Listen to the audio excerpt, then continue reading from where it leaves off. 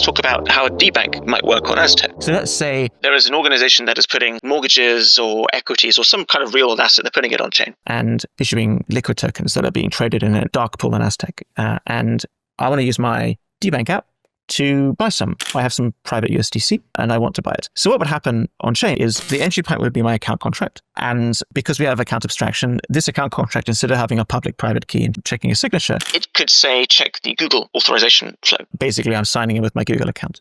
And Google gets a request that you want to log on, which is a slight centralization factor, but nobody on chain looking at your transaction could see that this account is linked to a Google account. Once that happens, your transaction gets forwarded to the dark pool contract, which will then trigger trades between your USDC contract and this real world asset contract. And then that real world asset contract will say, well, who's this person? Are they allowed to hold this asset? They need to prove they're American, for example.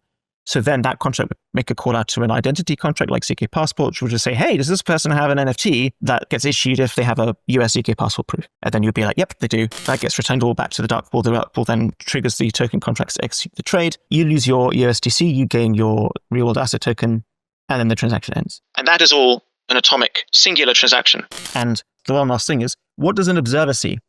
Looking at the blockchain, what do they see from all this? They don't know who you are. They don't know the smart contracts you're interacting with. And they don't know what data you've modified. So they see absolutely nothing.